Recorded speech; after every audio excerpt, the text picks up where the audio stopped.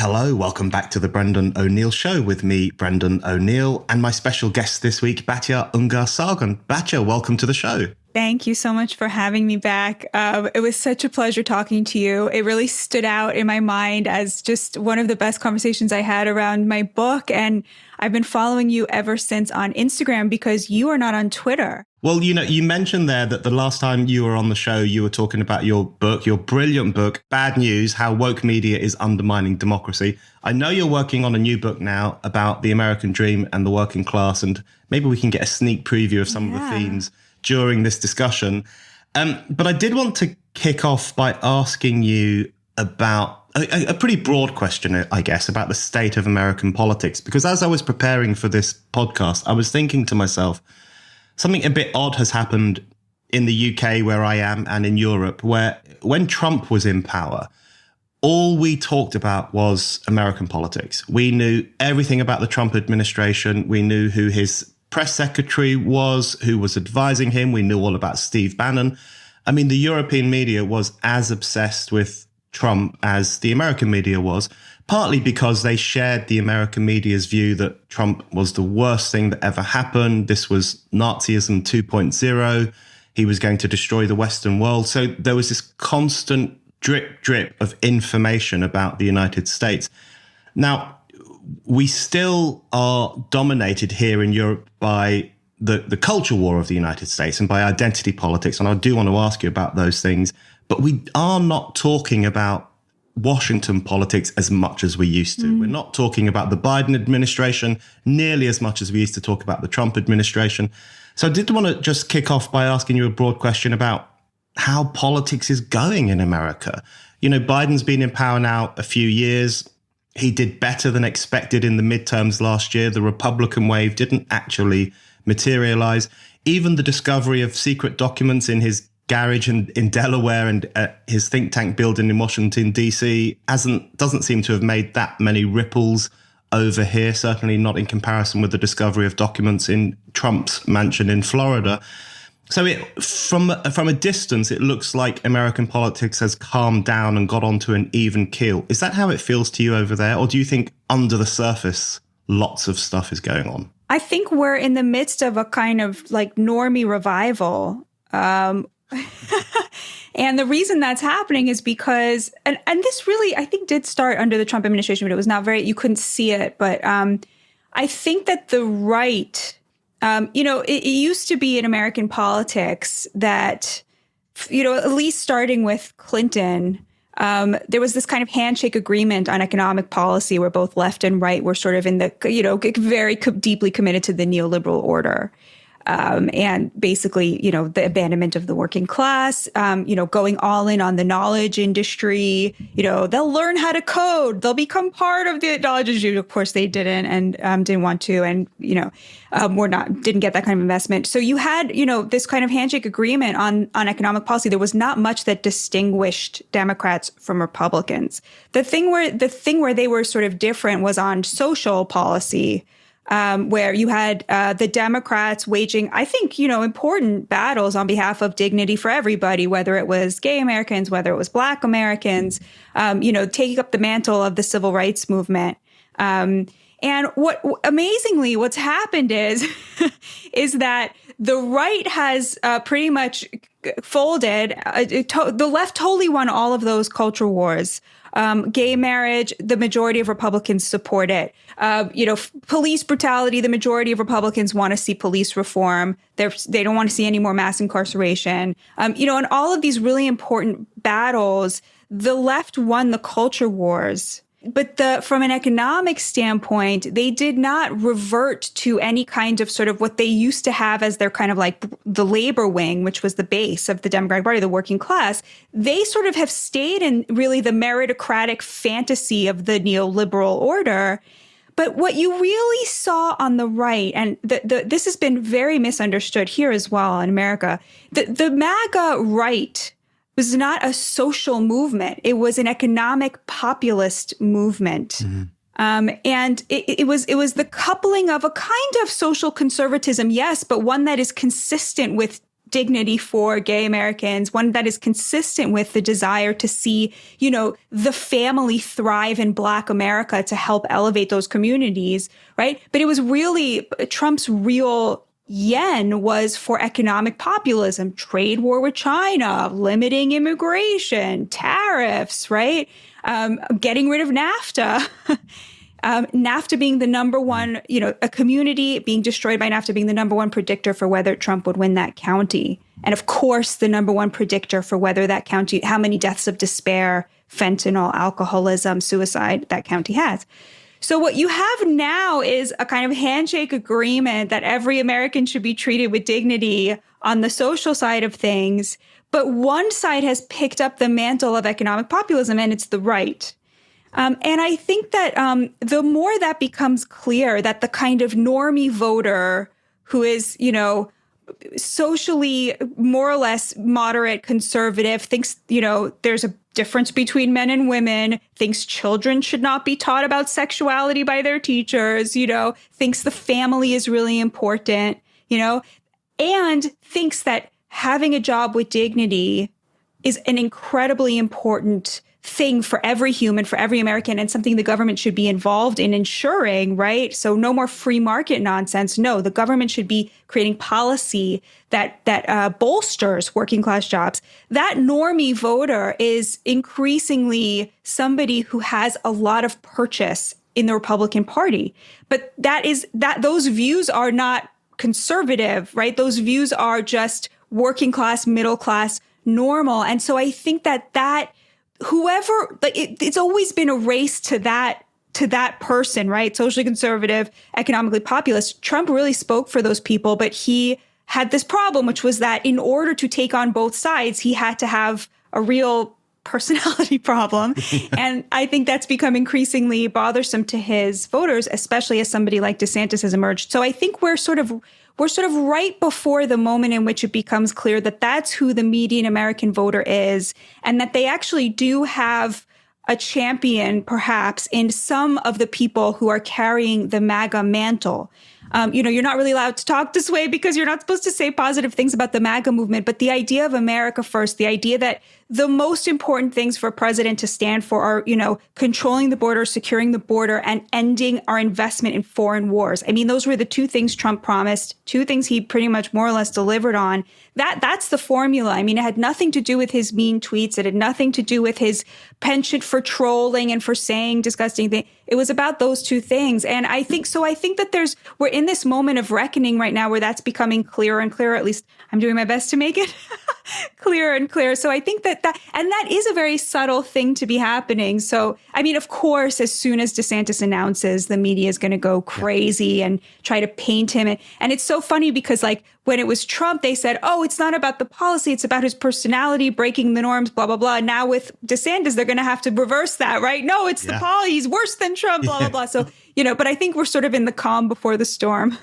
I think that's a really useful overview of where American politics is at, and actually not the kind of overview one would get in the media over here. And I think what's interesting about what you're saying, and you've been writing about these issues for a while now as well, is that I think I have a feeling at the moment that the elites in the US and in Europe too, they're kind of kidding themselves if they think things are getting back to normal. So the big story about Biden and also Kamala Harris, of course, is that it was the adults back in the room. They were normal, they were sensible, they were intelligent, they were a bit more managerial, they were not wild and crazy like Trump, and they were going to get things back to normality.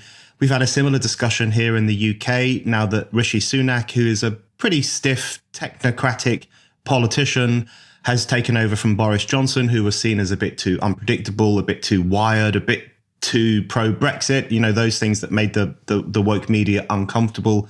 And there are similar discussions in Europe about whether even after the massive wave of Brexit in 2016, when the United Kingdom, the fifth largest economy in the world, an incredibly important part of Europe, withdrew from the European Union, which was a really major historical rupture in how Europe had been organized in the post-war period and especially in the post-1970s period.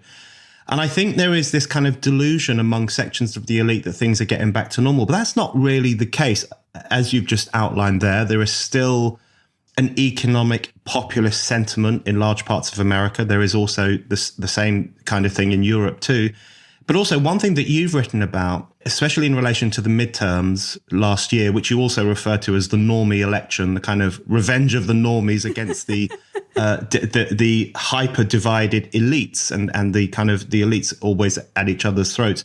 One thing that you wrote in relation to that is that Trump might be going. Trump's candidates didn't do particularly well in the midterms, and Trump was shown up as maybe being yesterday's man. But Trumpism, by which we might broadly mean the desire of ordinary working Americans for all the things you just talked about, dignity in their lives, good jobs, fair economic deal, that still exists, doesn't it? And it's expressed in figures like Ron DeSantis in Florida. And you get the feeling that lots of Americans are looking for another person or another outlet through which they can express those ideas.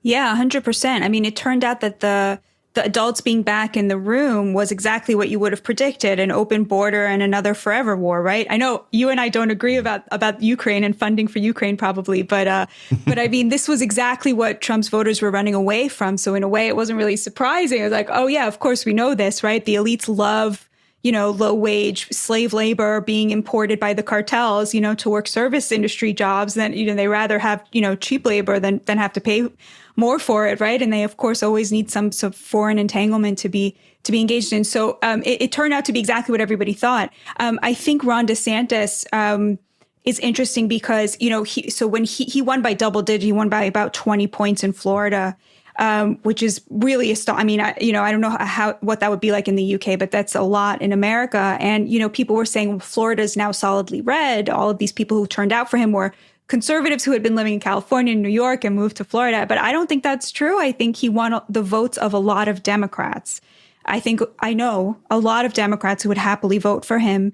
And, the woke media tries to cast him as this extremist.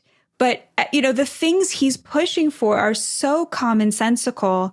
And the things that make the media the angriest are the most commonsensical, So they have to work overtime to portray him as an extremist. I'll just give one example. So he wrote this legislation called Parental Rights in Education, the Parental Rights in Education Bill. A conservative commentator laughingly dubbed it the "not until they're 8" bill, because you can't teach kids about sexuality and gender until they're 8 years old. That was the bill. So of course there were people on the far right who were like, basically this doesn't go far enough. But the idea was, you cannot talk to my kindergartner about your sexuality and your gender. That's my job. Totally commonsensical bill that had, between 60 and 75% support from liberals. So from Democrats supported it. I know a lot of gay people who supported it, right? It was just a commonsensical view that for very, very small children, it's their parents' right to instruct them about these sensitive issues. Because this was such a normie view, because this is the kind of view that, so many people would see as a positive development, the media had to really work overtime to lie about the bill. And so they called it the Don't Say Gay bill. And the interesting thing there was that the bill was really targeted more at a new trans agenda that seeks to inculcate in children the option of seeing themselves as the other gender, right? That seeks, I don't want to use the word grooming. I do find that word a little bit offensive because it is too close to me to sort of mishing together, being gay with pedophilia, which has like a very ugly history. But, it does seem to me to be like this idea that children must be exposed to the idea that, they get to choose their gender at a very early age. The thing is that the difference between the gay agenda and the trans agenda is very important because, again, most Americans deeply committed to dignity for all Americans, to civil rights for gay Americans, equal protections before the law. In fact, 64% of Americans support protections against discrimination for trans Americans. Americans are extremely tolerant and extremely into protecting the private sphere and discrimination in the public sphere. But when you ask them, should trans athletes be allowed to compete on girls' teams, support craters from 64% to below 20%. Because that is an extremist view. I mean, that is the extremist view, right? So the media doesn't want to admit that. And so what they do is they try to act like if you say, no, you can't talk to my kindergartner about who you have sex with, that you then therefore don't support equal protections for gay or trans Americans. And of course, that's not true. It's just a way of painting their opposition as bigots, which is what they always do to distract from the class divide. Absolutely. And I've followed that discussion about DeSantis's so-called Don't Say Gay bill. And I was as alarmed by some of the media commentary as you have been. And you've outlined it really well there, where it was so obvious to those of us who still have a reasoned perspective on these things that the extremist position was in sections of the media where there was genuinely the argument either implicitly made or explicitly made that kids as young as 5 or 6 or 7 could be told about 100 genders or gender fluidity, or the idea that they could potentially pick their gender and change their name. And those kinds of ideas, which we're seeing coming into schools here in the UK as well.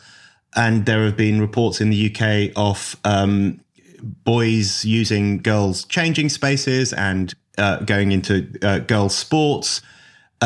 We've had reports here of girls at schools being provided with breast binding materials because they don't like the fact that they're going through puberty and they're wondering if they might actually be boys rather than girls. All of these things which the vast majority of people consider to be destructive and dangerous for young people. And yet there are sections of the media who celebrate that and demonize the critics of it as the bigots and the transphobes.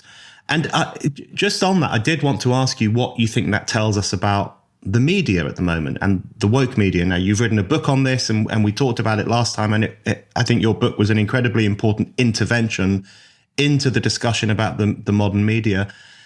And it does suggest, as you've touched upon many times, that there is just this colossal divide, isn't there, between huge sections of the public who have very rational, reasoned, fair views. As you say, the majority of people are in favor of civil rights for gay people. They're in favor of trans people being able to live freely without discrimination or harassment. They're in favor of racial equality. They're in favor of interracial marriage in far greater numbers than they have ever were in the past. So there's been a lot of progress on those issues.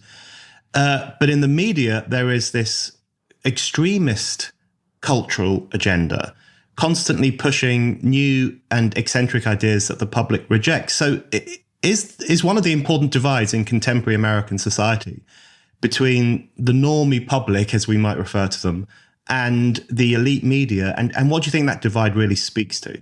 Definitely. Well, first of all, I have to say, I mean, you're much braver than I am, because I think in the UK, you guys, we have this two-party system. So you're always, even if you have a view that sort of flies in the face of the leftist media, you know, there's still another side. It's much smaller, but it speaks for a much bigger audience. And so you kind of have, you know, you're going to get labeled a bigot on the left. But there is another side that's going to say, hey, wait a minute. We had the same thing with the truckers' convoy, you know, like in Canada, there was no real mainstream media defending them. Everybody was calling. You had to turn on Fox News to get like an accurate portrayal of what these people want. So my hat is off to you, because I mean, you're a real dissident, you know, when it comes to, you know, the intellectual sphere that you're making your intervention into. I think, you know, it's definitely the media is extremely elite. It's extremely separated from the concerns of everyday Americans. I think now you're seeing, you know, when I wrote the book, the main thing was like the racial question. But I think now they've moved on to the trans issue, I think because Black Americans are sick of being used in that way, and they speak up about a lot of issues that are near and dear to the hearts of woke liberals and woke progressives. For example, immigration. Black Americans have paid a huge price for our essentially open border for the last 40 years. I mean, you know, over and over, businesses would much rather hire illegal immigrants than hire Black Americans. And so they've literally paid for up to 40-50% of wages, just sacrificed on the altar of progressive pieties about importing people from failed socialist states. So, I mean, they're very angry about that. They're not on board with the trans agenda. There's just a huge divide between where, 2/3 of Black Americans call themselves moderate or conservative. So when you turn on CNN and you see a woke Black person pontificating about defunding the police, they're speaking for a tiny portion of the community who they're purporting to represent. Those divides are becoming very clear. I mean, just the breakdown of the intersectional coalition, everything that happens now in this progressive woke mainstream space. It's just become very clear how divided it is from Americans who don't have a college degree. Now, the problem in America is that a lot of people have a college degree, a third of the country. And when you go to college, especially if you're a woman, you basically come out identifying as far left. And so it's sort of this breeding ground for wokeness that creates this kind of very diffuse elite. I mean, not everybody in the elite is rich, right? I mean, some people are doing sort of the drudgery work of the elites, right? Some people are working at Starbucks with their college degree. But you have this view that is a very elite view, but it's become diffused because so many people go to college and get that, critical race theory education. You can't get a college degree without taking a composition class. That composition class is taught by an English PhD. That English PhD had to take a critical theory class in order to get his or her PhD. So meaning you have to go through it. And of course, if you're a woman, a lot of minorities, like if somebody starts telling you, everything that bad that happened to you, is not your fault, you're a victim, blah, blah, blah, it sticks for a lot of people. So they sort of come out of college and then bring this into their industries. So, the class divide is very, very real. For all the talk of big changes, by this time of year, lots of people have already given up on their New Year's resolutions. We all know the feeling. February comes around and the resolutions just fizzle away. But sometimes I think it can be small changes to your routine that make the biggest impact. And that doesn't mean having to make a big purchase or spend lots of money. Even buying something small can make a big change if it's something that you use every day. Just like my Raycon earbuds. Raycon provides premium audio at the perfect price point, so you can build great habits without breaking the bank. And whether you're looking for a pair of Raycon's everyday earbuds, or low latency gaming headphones, or a speaker with a battery that will last all night at your next party, Raycon has got you covered. Not to mention that Raycon start at half the price of other premium audio brands, so you don't even have to choose between products. You can get one of each, or a pair and a spare, and still pay less than you would with some of the other guys. I'm sure you will love Raycons as much as I do, but Raycon wants to make sure you feel great about your purchase. That's why it offers buy now, pay later options, and every purchase has an easy and free return guarantee. With my Raycon earbuds and their custom gel tips, I get the perfect, most comfortable in-ear fit. And for my gym sessions, it is so useful that they are water resistant and sweat resistant.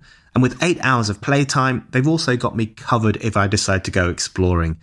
So, are you ready to buy something small that will have a big impact in your life? If so, go to buyraycon.com/Brendan today to get 15% off your Raycon order.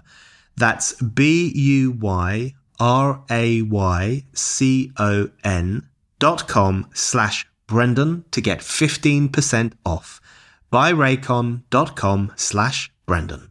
Yeah, we have a similar dynamic in the UK where educational status is increasingly underpins lots of the political and cultural divides. Generational too, young people have particular views, and as you go higher up the age scale, people are more skeptical of the extreme nature of the trans agenda, or they're more skeptical of technocracy, they're more skeptical of globalism. And I think it's really interesting because during the Brexit period here, which is ongoing, by the way, Brexit remains one of the great unresolved political earthquakes of modern times. A lot of people pointed out that the educational divide was quite central to that. So if you had a college degree or university degree, you were far more likely to have voted Remain. It was something like 90% of people in universities, academics, were pro-Remain, pro-staying in the European Union. Whereas when you go to people who are working class and whose highest level of education was secondary school or high school, as you guys call it, people who left school at the age of 16 or 18, they were far more likely to vote Brexit, far more likely to vote for leaving the European Union. So I find those divides incredibly interesting. And of course, some commentators put it down to the fact, well, if you've been to university, you're cleverer and therefore you have better political views, when of course, in some ways, the opposite is the case. If you've been to universities these days, you've been through a conveyor belt of socialization in some instances, where you're given the supposedly correct views on certain issues. And then, as you say, people take that into the professional sphere, particularly into the media, particularly into politics, and it comes to be dominated by a pretty eccentric way of thinking. But I did want to ask you about class, which you've just mentioned there, and the class divide. And one of the things I admire most about your writing is that you talk about the class divide, which I think is a really important thing to talk about. I want to kick off by asking you about how class questions have been reimagined by sections of the supposed left or sections of the progressive elite. Because one of the things you've commented on, and I've noticed the same thing in the European context, is the way in which economic questions, the issues of economic populism, economic nationalism, are increasingly being interpreted as racist dog whistles. So if you are the kind of person in the UK or the US who says, listen, we need to talk to the working classes, we need to get their interests onto the agenda, that is often presented by elite journalists and others as racist, as an attempt to put the white working classes first and to demean all the other minorities. Isn't it pretty extraordinary when questions of class and economic equality and economic fairness are reinterpreted in such a derogatory way? Yeah, it's so funny because when my book came out, I consider myself a left-wing populist, although increasingly I see the value of more conservative. So, I mean, the family, for example, it's just undoubtedly crucial for upward mobility. So if you care about class, you can't care about class and not care about marriage. So if so what sense does it make to say, oh, I'm a leftist, but, I think, the nuclear family is extremely important. I mean, I don't think it matters if the nuclear family is made up of a man and a woman, but, I would come out and say, I'm a left-wing populist. This book is a leftist critique of the liberal media from the left, from a class point of view. And routinely people would say, oh, you're a conservative. Those are conservative talking points. And I always kind of laughed because, first of all, I don't think the word conservative is an insult. Like that's not how I identify, but I'm not insulted. It's not like saying that you're fat. You know what I mean? It's like, but they expect you to act like somebody just, called you fat. Yeah. But the other point, I always would chuckle to myself and say, so is it your position that to care about class is now a right-wing proposition? And you think you're going to come away from saying that the winner? I mean, you just ceded the fight, right? You've just essentially admitted that being on the left no longer means caring about class. And it comes out in such funny ways, like when Elon Musk fired a whole bunch of tech workers, right? We know now that those people were totally superfluous to the operation of Twitter because it's been completely operational. I mean, everybody was predicting it's going to fall apart. No, it turned out 75% of people who worked there did an hour or two of work a day and then spent the rest of the time drinking matcha and going to they had all these, there are videos circulating. Everyone should look them up of what a day in the life of a Twitter employee looks like. The average pay was $160,000 a year. And these people would show up to work and they would have these really funny jobs that didn't seem to entail much work at all. And then when they were fired, the left took this on like this was some great labor catastrophe. And it's like, these are the real working class. Don't you know? People making $160K a year to drink matcha, iced matchas, right? And I ran a piece by a working class guy, railroad worker. And he was sort of like, you guys don't understand what it means. Oh, the other thing was these people were working from home. So a lot of them, Musk demanded they come in at least once a month. And they were like, the horror. We will not. And so he fired them. And so this railroad worker, Charles Stallworth, he writes these great pieces for me. And he was like, I can't even explain to you what it feels like as me, somebody who has to travel thousands of miles to get to work. I see my kids, only on the weekends, for you to sit there and throw this tantrum over being asked to come in once a month.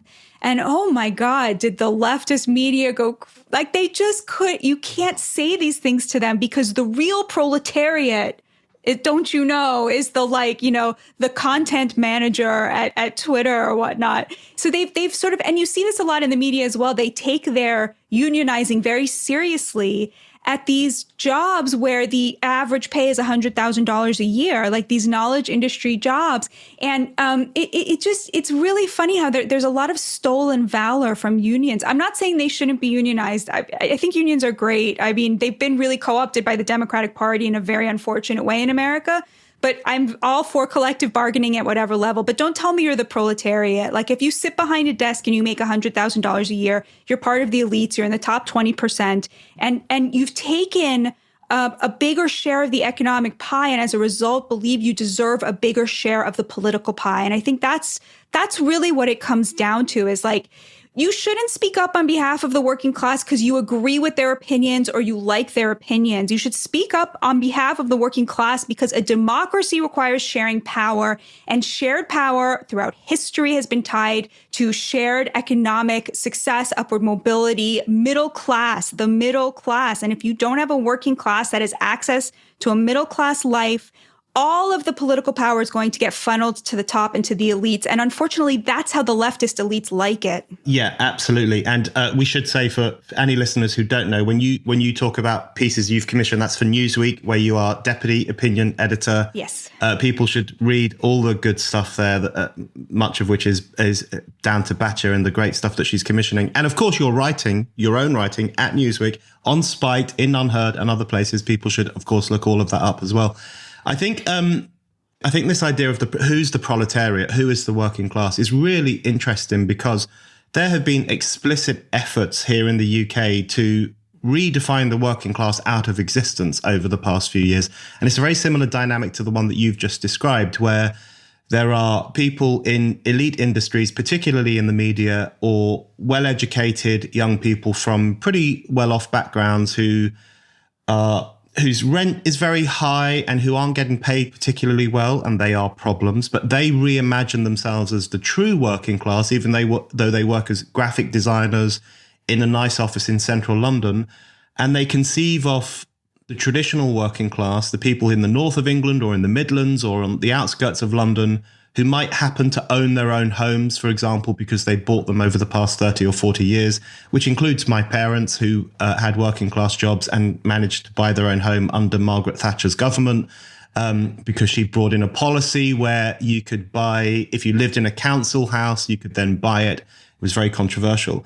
So they've reimagined the old working classes as actually the property-owning elites, because these people, even though they worked down the coal mines or they worked as bus drivers or whatever else they did, they managed to buy their homes. So those people are now the property-owning elites, whereas these people who went to Oxford University and work in a fancy profession in London, they're the new proletariat. And they really do say things like this. It is quite extraordinary. It brings to mind Bertolt Brecht when he joked about communist governments dissolving the people and electing another one because they were so disappointed with the public. It's a similar dynamic in class today.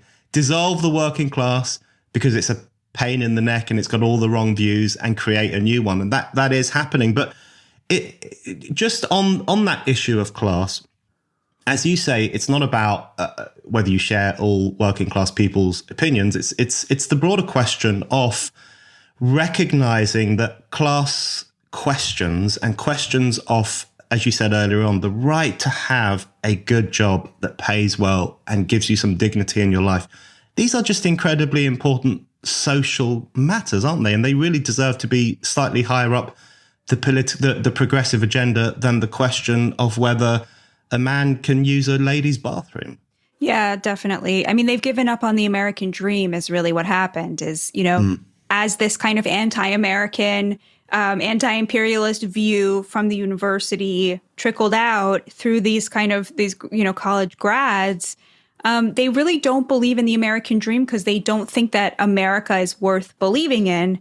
And meanwhile, like all working class Black families want is to own their own home in a nice neighborhood where their kid can walk to school without getting shot at, maybe they can go to college if they choose to, they can retire with dignity. I mean, that's what immigrants come to this country for, that dream. And actually immigrants in many cases have a better shot at achieving it than Black Americans for a host of issues, cultural, social, whatever, issues that we should all be paying attention to, but neither side wants to deal with because it's not in their economic interests, or in their ideological interests. So, I think it's what could be more important than having a stable middle class? And yet the elites on the left have by and large given up on it, because like you said, they live in cities, they don't have this sense of like community, of place, this sense of, upward mobility for their kids because that's guaranteed. They preach on marriage, for example. They preach, at the end of the nuclear family, marriage is not important, gender is not important. Then meanwhile, they all get married and then reap the economic benefits of being married, which are enormous. I mean, it's very hard to be poor if you get married before you have kids or if you come from a married couple. And it's very hard to achieve upward mobility if you come from a broken home or if you have kids before you get married. I don't want these to be the facts, but these are the facts. And if we can't admit this, how are we ever going to solve it? It's like crime. The liberals won't talk about it because 70% of the victims of crime are Black, which means 67% of the perpetrators are Black. They think it's racist to talk about it, but it is racist not to talk about it because you are essentially sentencing people to live in a way that you would never dream of allowing your own child to live.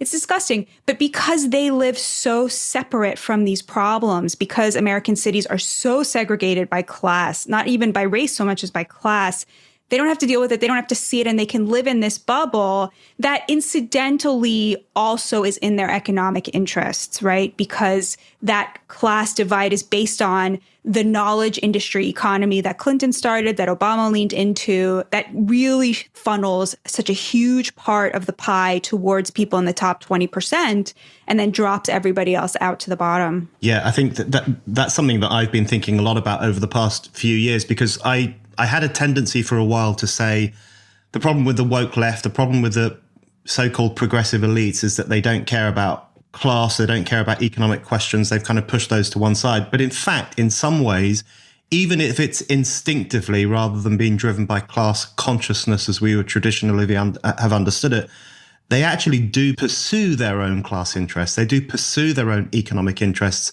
through the political and cultural agendas that they push. So there is at some level an awareness of class and things that benefit their communities, even if they have a high cost for working class communities, they tend to elevate those as being the most important political questions.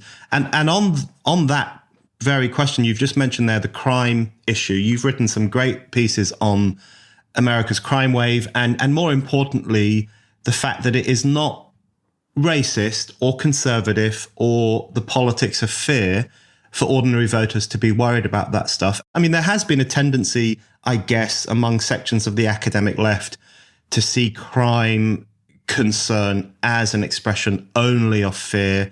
And there were actually crime panics in the past. These things have existed. They are real. There have been moral panics over certain forms of crime in the past. But at the moment, that sneering at ordinary Americans, and we see it against ordinary Brits here as well, who are concerned about skyrocketing knife crime in London, for example, or the growing number of shootings in parts of the US, and the possibility that winding down certain police services may have made the crime problem worse for certain communities. Why do you think there is such a determination on the part of the woke media to write that off as something that you shouldn't be concerned about? Get a grip, stop being driven by right-wing fear. They're just not willing to take people's concerns seriously, are they? Yeah, I think there's a number of reasons. I mean, the first is it embarrasses them that so much of the crime is committed by Black Americans. That's very hard to talk about. It's not, I feel very aligned with that community. And it's very hard to talk about it. But when you talk to people from that community, they're talking about it and they're thinking about it. And you just have to overcome your embarrassment and advocate for people in the way that they need to be advocated for. So I think that's one piece of it. Another piece of it is that these are the crime waves are happening by and large in liberal cities. So the left will say, well, but they're happening, if you look at the statistics, the states with the highest level of violent crime are all red states. But that crime is localized in cities in those states that have big Black populations. Mm-hmm. So again, this is very hard to talk about if you care deeply about that community, but you have to. You can't just say, I'm embarrassed by this, so I'm not going to talk about it because I'm worried that guy is going to call me a racist if I do. So, that it's localized in liberal cities, meaning that they can't blame Republicans for it. So if you can't blame your political adversaries for something, it's very hard to say, what are we going to do about this? It's in our backyard. The third reason I think they won't talk about it is because crime was brought down by a series of policies that were deemed unconstitutional in New York City. Okay, so for example, stop and frisk. It was deemed unconstitutional because the vast majority of people stopped were Black and Hispanic. 90% of people stopped were Black and Hispanic, and 70% of people stopped did not have guns on them. Now, if you talk to cops, if you talk to Black cops, I have a very good friend who's an NYPD detective, and he'll tell you, you can tell from behind by how somebody's walking whether they have a gun on them or not. We know that 67% of murders are committed by young Black men. So on the one hand, yeah, it was unconstitutional to racially profile these people. On the other hand, it brought down crime because it was having its intended effect. They would pull people in. They would not have guns because they knew that there was a likelihood that they would be stopped. So on the one hand, it had this horrible impact on young Black men who were not carrying guns and not criminals. It was very demoralizing to subject them, sometimes innocent people, to this profiling. On the other hand, it arguably saved thousands and thousands and thousands of Black lives.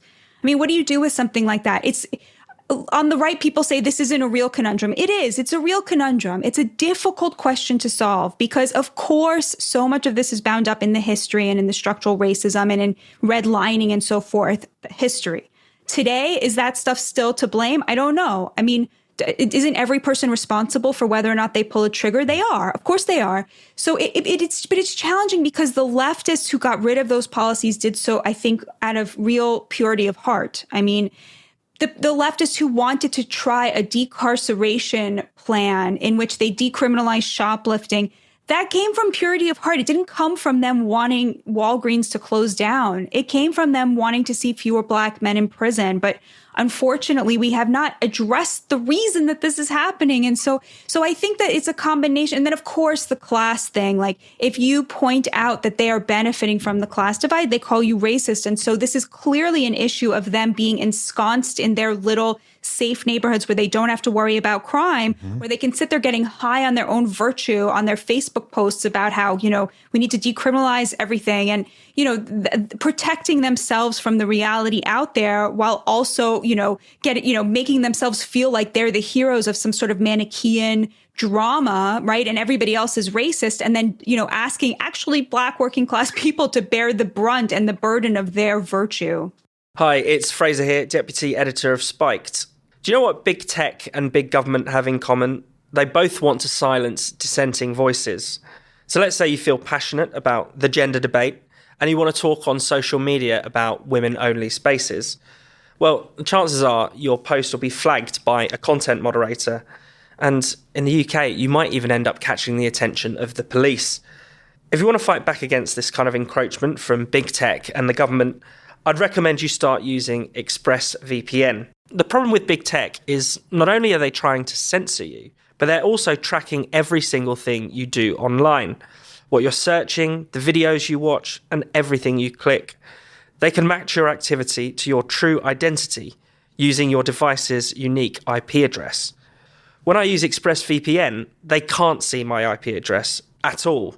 My identity is anonymized by a secure VPN server. Plus, ExpressVPN encrypts 100% of my internet data, protecting me from hackers and eavesdroppers. ExpressVPN is by far the best VPN I've tried. It's the VPN that's rated #1 by CNET, Business Insider, and countless other tech publications who really know their stuff. And what I love most about ExpressVPN is that it couldn't be easier to use. The app's got one button, you tap it, and you're protected. It's that simple. So stop letting big tech and big government censor and track you. Defend your rights and protect yourself at expressvpn.com/Brendan. That's expressvpn.com/Brendan, and you'll get an extra 3 months for free. So visit expressvpn.com/Brendan to learn more. I mean, I hear so many echoes in what you said about discussions we have here, particularly in London, where there's been a huge controversy. We call it stop and search. There's been a big controversy about the police's use of stop and search powers, which were being used disproportionately against black kids. But then at the same time, in London, the knife crime problem and much of the drug problem is at the forefront of that, really sadly, are black kids. They are the ones who are more likely to be stabbed to death. We've had a rising number of those kinds of attacks, and they're also more likely to be the perpetrators. And a lot of it is to do with drugs boundaries and who owns this patch and who owns that patch, and the unwillingness of the largely white, liberal, progressive media to talk about those issues because they will never be touched by them is extraordinary. Whereas I know people in parts of London who don't like to go out in the evening. They don't feel particularly safe. And if you want to live if you think it's good to live in a racially diverse society, which I do, then we should talk about these things, and we should talk about how life can be improved for all sections of society. I really wanted to ask you, just leaping forward a little bit, about the green issue, because you're one of a small number of voices that I think are incredibly important, who is able to frame the discussion about green politics within the broader issues to do with class and the clash between the class divide, I guess, the divide between ordinary people who want good jobs and a dignified life, and this new elite which has other priorities. And one of their priorities is a green form of doom mongering. You published a really good piece by Ralph Scholhammer, who was on this podcast just a couple of weeks ago, about, I think he used the phrase, the bored bourgeoisie, who get a real sense of purpose and mission from this idea that they're saving the planet from instant eco-doom. We saw John Kerry making that kind of comment at Davos last week, where he said something crazy like, isn't it wonderful to be part of a select group of human beings who has the responsibility to save the Earth? And he said it feels almost extraterrestrial, which I thought was actually a good way of putting it, because there is something quite alien and extraterrestrial about their kind of self-delusion. But as part of that, we now have the eco-elites, these elites who believe that the world is coming to an end any minute now. We have a situation where they do expressly call for working class people to be deprived of certain jobs. So in the US, you've had various fracking controversies. Here in the UK, the government has given the go-ahead to a coal mine which will be built, which will create hundreds of really well-paid, skilled jobs for working class people, and then lots of knock-on jobs as well in terms of industries that will rise up around the coal mine. And green leftists, the progressive set, are actively agitating for that not to go ahead. They're agitating for people not to have those jobs. And of course, what we will do if they are successful, we'll carry on importing coal from South Africa or India or other countries where apparently it's fine for people to work in pretty bad conditions so long as we can get their coal. A very strange situation. So what do you think the ideology of environmentalism as it currently stands tells us about some of these issues that we've been talking about? Well, I can't do better than Ralph, although I do disagree with him about it being like a religion. As a religious person, it just doesn't, that's not what religion feels like. It's the opposite. You're supposed to feel constantly wanting. You're never supposed to judge anybody else. Like that thing that John Kerry said, it's what religion sounds like to people who aren't religious, I think, which is, we're part of a select group and we're going to save the world. It's like, it really doesn't feel that way inside. But Ralph's piece was so brilliant. He argued that, the climate movement is not about the planet. It's about the boredom of the bourgeoisie, was how he put it. The thing that came to mind was I was watching the Davos coverage, and it was just so amazing because in any other era, the quote unquote left would have seen that as the sort of disgusting display of, conspicuous consumption, elite vanity that it was. But instead, anyone who's progressive looked at that and said, oh, yeah, those are my values, the green, environmentalism, these people represent me, right? So in a way, it's genius in creating what, of course, the left always accuses the right of, which is creating a value system that makes the difference between the billionaire class and just the educated elites fungible, because they're all on the same side of this apocalyptic vision that the most important thing is the climate and we're all going to die if we don't solve this, right? I mean, it's quite genius. I don't think anybody sat down and figured that out, but surely that thing where you get the top 20% to see their interests as aligned with these gazillionaires that is greasing the wheels of that movement, right? This child, Greta Thunberg, who shows up and lectures them, and they love it. They love it. Lecture me more, Greta, tell me how I'm bad. This kind of like bizarre masochism that unites the super, super wealthy who are totally bored because they have nothing to fight for anymore. And then the top 20% who I think, I'll tell you the thing. I'll watch documentaries about Dr. King and I'll think, I will never get to be as brave as the people who stood by him. You know what I mean? I will never be called on for such bravery because America has just progressed to a place where that kind of bravery for such an obviously black and white good versus evil cause, that moment is gone. We will not be called upon for that kind of a thing. And I think a lot of people, they're left wanting. And so they're looking for who is the next thing that I could say, like, oh, I'm being called upon. And so, they look, the trans movement, the environment, poor Mother Nature who like needs you to stand up for her. And, the truth is like that kind of good versus evil doesn't exist anymore.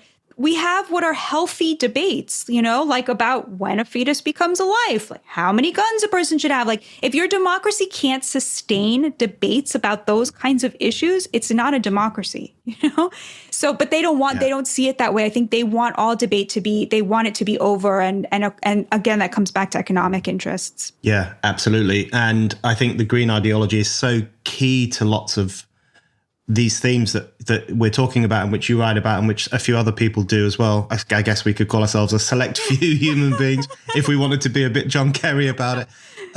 But I also agree with you that it is actually wrong to describe the climate change alarmist movement as a religion, and I think the key difference is that religion has an element of transcendence. So it is about doing good, living well, being nice to other people, being kind to other people. And there's an element of transcendence. There's a promise at the end of it, whether it might be the next life or whatever else it might be. Whereas what's always struck me about environmentalism is that it's there's an animalistic element to it. Your only role in this world is to shrink your human footprint, live as meekly as you can, even though the people telling us to live meekly don't live meekly themselves. Make everything small, don't ask for too much, and there's no reward at the end. And you just think, what's the point of that? So it has none of those kind of redeeming features of religion at all, which I think is quite important for us to recognize. But just on the environmental ideology and the element of fear that is in it, I did want to ask you, just in relation to something you just said there, how much do you think the establishment believes this, and how much do you think this is a performance? And I think in a sense that might be seen as kind of, splitting hairs, but I do think it's quite important, because part of me thinks that if it were simply a cynical thing on their part, and they know that it gives them a sense of purpose, and they know it gives them some clout in the world, and they know that it defends their economic interests, which tend to lie in the new knowledge economies, the kind of post-industrial economy, rather than in the what they would view as the dirty economy where lots of other people work. That's all true. But another part of me worries that they actually do believe that the world is coming to an end, that it is the fault of modern society, that if only we didn't have that pesky industrial revolution 200 years ago, everything would be fine. And in that sense, it might express a really profound loss of faith on their part in the human project itself. And so how do you strike that balance between, on the one hand, Are they playing a game because they benefit from it? Or do they believe this stuff? And does that tell us something about their political set, which is actually quite worrying? I think it's a really important question. I don't think it's splitting hairs. It's extremely important. And I think they definitely believe it. I don't think you can look at AOC and not see somebody like deeply sincere. Mm-hmm. They really believe it. And I think that the way that they think of the economy is, very related to this. They picture an economy in which, the top 20% keeps making over $100,000 a year and lives in nice neighborhoods and nice cities. All production is done in China. All service industry jobs are performed by Venezuelans, by, basically slave wage Venezuelans who are brought in by the cartels. And then everybody making under $100,000 a year who used to be the working class is on universal basic income. So is sort of on welfare, on the dole, being paid off not to work, essentially. I mean, I think that's the view that a lot of progressives consciously or unconsciously have of like their ideal of how the economy works. And this, of course, fits right into it. As Ralph says all the time, you can't have a middle class without, cheap, affordable gas, without access to energy. And they don't believe in that. They don't believe in, cars. They don't believe in trucks. They don't believe in farming. They don't believe in, the jobs that we actually rely on to survive, like to live, to exist, right? And I think you're right. There's like they've given up on America. They've given up on the idea of the nation state. They've given up on believing in, they're definitely not proud of America. They're ashamed of America. And they really, really, really don't like conservatives, religious people, Republicans, people who voted for Trump. Like those people to them are just anathema to the good life and the good world. And the green movement just fits so neatly into all of this, Well, if all of the farming and all of the production is being done in China, you don't have to worry about it. You can just, that's our trading partner. It's on them, you're outsourcing sort of the dirty deeds that you actually do rely on to survive. And then basically, sentencing the people who do those jobs to impoverishment. It's so dark, but it's so hard to get them to, because they'll say, if you bring up the class divide, they'll say, well, there'll be no classes, in 10 years if the planet's not here. It's kind of like a win all, but yeah. I do think they believe, I do think they believe it. I think it would be very hard to pull this off at this scale if they didn't. The thing that makes me think they don't is the private jets. I mean, the first thing you would think to do is ban the private jets, but it's not even on, like, no one even dares bring that up, So that, I think that's kind of the evidence to the other position. Yeah, it really has become a trump card in almost every discussion. So one of the points I often make when I get into arguments with climate change activists is, look, people like us, people who consider ourselves progressive on the left, or however else one might describe oneself, 30 or 40 years ago, people like us would have been arguing for global economic equality. We would have been saying that people in the developing world deserve to have the same standard of living as we do, the same comforts, the same access to work, the same access to roads and hospitals and all the infrastructure that we take for granted. Fast forward to the 2020s, and you have so-called progressives arguing that if people in the developing world get that stuff, I, as an individual, will be harmed by climate change. My quality of air will go down. My ability to breathe easily as I walk through my fancy park next to my apartment in London or New York will be made worse. So there's an incredible replacement of the politics of solidarity with the politics of narcissism, and this real turnaround from desiring a greater economic benefit for all of humankind towards this kind of incredibly insular view, which is that my community, me as an individual, we need to be protected from the consequences of other people possibly becoming as rich as we are. And I just find that so dispiriting and so selfish, to be frank about it. So Batya, I just have a couple more questions I want to put to you. The first one is on the pyjama classes. I guess we've been talking about the pyjama classes without using that brilliant. I was just going to say your analysis of the green movement and protecting my little community is exactly what happened with the COVID lockdowns. There was never a moment where the elite said, I refuse to rise so far above my fellow man who's literally delivering my food to my door. I want to be in the same situation as him. Let's find an equitable way to get through this together. No, they said, we're going to lock down in our nice homes and you're going to service me. And then I'm going to tell you what to put in your body so that I can be comfortable going to you to get service. It was so appalling. And it was extraordinary. And someone here in the UK said, very aptly, that there wasn't actually a lockdown. What happened is that the upper middle classes locked down. They worked from home. They made sourdough bread. They were on Instagram stories all day long, whereas millions of other people carried on working. The example I always use is refuse collection. People who pick up the bins, empty your one's trash. They didn't stop working. And if they did stop working, I can assure you that the COVID lockdown would have ended very quickly because society would have gone to trash very, very fast. So half of society carried on working and they were serving the other half who kind of stayed in their little citadels of comfort, doing their work on their computers, engaging with each other on Zoom.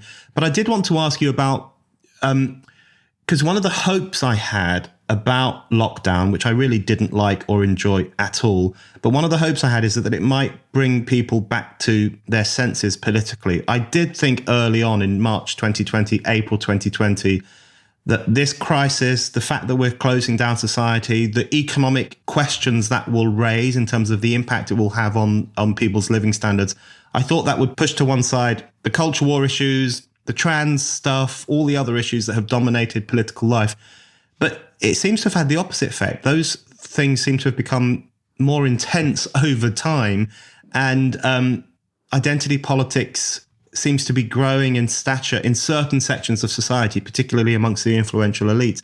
And I did want to ask you whether you think the pyjama class, that section of society that I think is pretty problematic, do you think they will come out of the lockdown moment, the COVID period, strengthened? Or do you think over the longer term, their prospects for ruling society in the way that they do are going to be weakened by all the other events that will come out of this event? I think they're weakened. I mean, I feel hopeful when I look at the American political system. I think in a way, Republicans have gotten quite good at using identity politics even. You know, they've understood there's a yen now in the Republican Party not to be just a white male party. And that's coming out in some weird ways, you know, like with George Santos, for example, or Herschel Walker. But it's also coming out in some really good ways, like Chip Roy nominating Byron Donalds, a young Black Republican, to be the Speaker of the House. They're trying to give minorities a choice. And I think that that's coming along with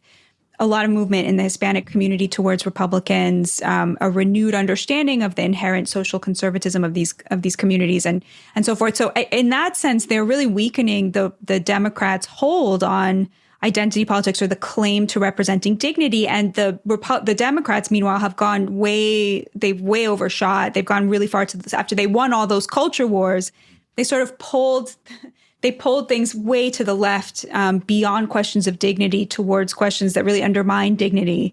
So I think that's becoming really clear. And you now have, really interesting Democrats speaking about the working class and trying to think more about what an economy would look like that worked for them. So yeah, I think that we're in the kind of, there's been a big woke lash from, even normie liberals. So yeah, I feel very hopeful. Yeah. Okay, Batya, my final question. I think this is another reason for people to be hopeful, which is that you're writing another book, which is great news. The working title is Unpromised Land, Searching for the American Dream in the Blue-Collar Heartland, which is a great title. So I hope that's the one that sticks when it comes out in publication. You don't have to give us an entire breakdown of what it's about, but what can we expect from this book? Why are you writing it, and what is the kind of core message you hope to get out through this book? It's the book that I was reaching for when I was talking about why I wrote my last book and it didn't exist. I was like trying to be like, look, this will explain to you what I'm trying to tell you about why, for example, the working class doesn't want welfare. They don't want your welfare. Like the value of autonomy in the working class. Who is the working class? And then a question I really had, which is, do they still have access to the American dream? I really wanted to know that. And you should never write a book where you know the answer, because then it's like dreadfully boring. So it's going to be an ethnography of the working class. There are going to be some characters in it that we're going to spend some time with, and you'll really get a sense of like what their lives are like. I'm finding that the working class is not just diverse racially and from a gender point of view, but even economically, there's sort of 3 tiers. There's a kind of middle class tier, a kind of floating tier, and then a downwardly mobile tier. And each class kind of has different needs, and they're very surprising. They were surprising to me, and I hope this is a book that everybody can like, and not a book that no one will like. Although I suspect with my track record, it'll be the latter. It'll hopefully you'll get a sense of like, you know, we talk a lot about the working class, but the working class themselves don't get to speak a lot in the public sphere. So I'm hoping to correct that. Well, we look forward to that, and we hope we can have you back on to talk about it when it comes out. Thank you so much. Keep doing the amazing work you're doing. I get so much strength from seeing it. I think a lot of people really do, from your courage and everything you're doing. Batya, thank you very much. Thank you.